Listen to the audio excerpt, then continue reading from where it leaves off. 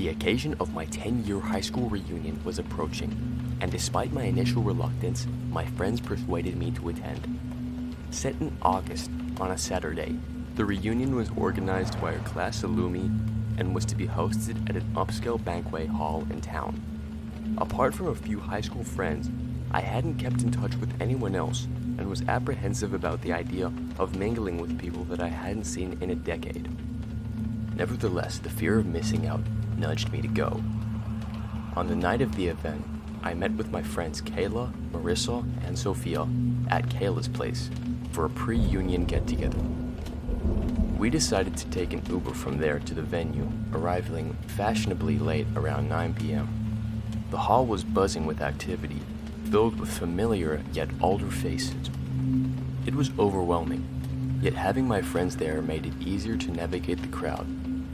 As the night progressed, I found myself sitting alone at a table while my friends mingled.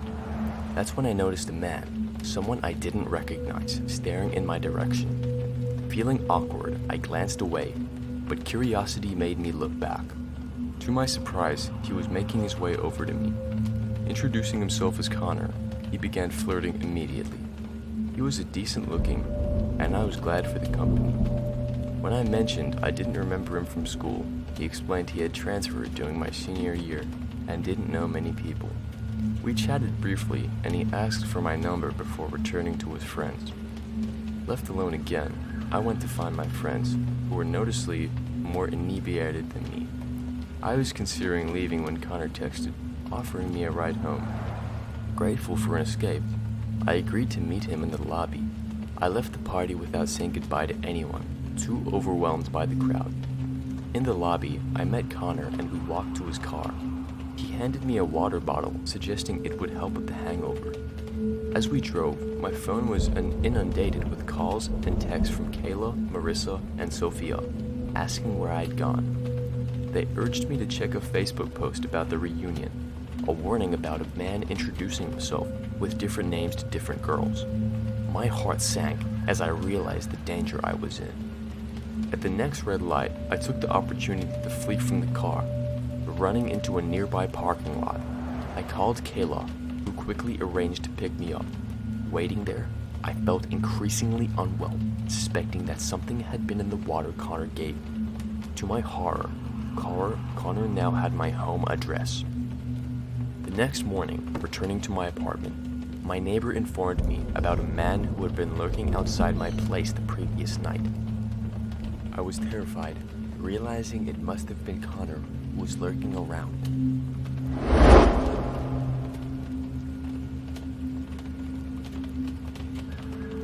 My high school was on the smaller side, with about 200 kids per grade. Almost everyone knew each other, at least in passing. The 5-year reunion was being held in a cozy banquet hall. I was buzzing with excitement to reconnect with my old classmates, especially my best friend since middle school, Julia, who had been my confidante through thick and thin. This included a distressing episode with Tyler, a guy from our senior year. Tyler and I had a brief, tumultuous history. We hooked up a few times, but he quickly showed an unsettling, obsessive side. When I ended things, he responded with threats and aggressive behavior, even showing up at my house uninvited. The situation escalated to the point where my dad had to intervene. Over time, Tyler's harassment waned, but the fear lingered. Arriving at the reunion, Julia and I were greeted by a wave of nostalgia. The venue was buzzing with about 50 of our former classmates. However, my anxiety spiked when Tyler tapped me on the shoulder.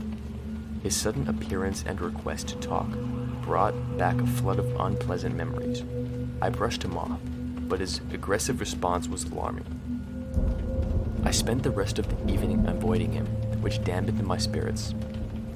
After leaving the reunion with a group of friends, I returned home, only to be unnerved by a passing car that lingered suspiciously near Julia's. The next day, I discovered Tyler had tried to contact me on Instagram. His message was manipulative, trying to reconnect after all these years. Blocking him felt like the only option, but that night, the doorbell rang incessantly at 1 a.m. Panic-stricken, I was convinced it was Tyler. The relentless pounding on the door echoed through my apartment, leaving me frozen in fear. The next day, with a friend of Help's dad, I contacted a detective. He documented Tyler's past recent interactions, warning him to cease all contact. Thankfully, Tyler's harassment stopped, but the incident left me shaken and wary of the upcoming 10-year reunion.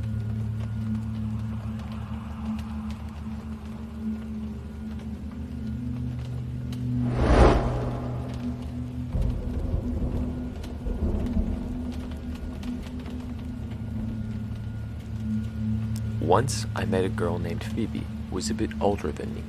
We liked each other and went on 2 fun dates. My friends met her too, but they weren't sure if they liked her or not. Phoebe seemed quiet and a little different. One day, Phoebe asked me to go to a party with her. It wasn't just any party, it was a reunion for her high school. She told me that the party was big. It was at a fancy house owned by a rich guy who went to school with her. I had never been to a high school reunion before. Usually, people who have them in big rooms or places where lots of people can eat and talk. But this one was different because it was at someone's house. When we got there, the house was really big and nice, but something felt strange. As we walked in, I felt like everyone was staring at us, especially me. They kept asking me many questions like where I worked, who I lived with, and lots of other things about my life. It made me feel uncomfortable. While walking around, I noticed something odd. Phoebe had told me that she was 28 years old, but many of the people at the party looked a lot older, like they were in their 30s or even older. I told Phoebe about it, and she just said they didn't look after themselves very well. I asked Phoebe if she knew everyone there since it was her high school reunion. She said she did, but I started to feel like something was not right. I wanted to know who was hosting the party, the owner of the big house, but Phoebe said she hadn't seen him yet. Feeling more and more out of place, I decided to take a break and find a bathroom. I didn't really need to go to the bathroom. I just wanted to be alone for a bit and text my friends about how weird the party was. I was thinking about how I could get Phoebe and me to leave early. While I was in the bathroom, Phoebe texted me, asking where I was. I told her I was in the bathroom, but also said that I thought the party was really strange, and I wanted to leave soon. Then, something happened. A guy waiting outside the bathroom told me in a quiet voice that I should leave. He said Phoebe, who wasn't she was. I didn't understand him and asked what he meant. He just told me to trust him and leave as soon as I could. Then he went into the bathroom. I felt really scared and decided to listen to the man. I quietly walked out of the house, got in my car, and drove away without telling Phoebe. When I got home, I looked up Phoebe's phone number and found out it was linked to a different name, not Phoebe. I realized then that she might have tricked me into who she really was. I blocked her number and didn't talk to her again. My friends made jokes about it later, saying that it was like a movie where scary things happen, but I was just glad I left the party when I did. It was a lesson to me to be careful about going to places with people I don't know very well, and to always listen to my gut feeling when something does not feel right. Thanks for watching, guys.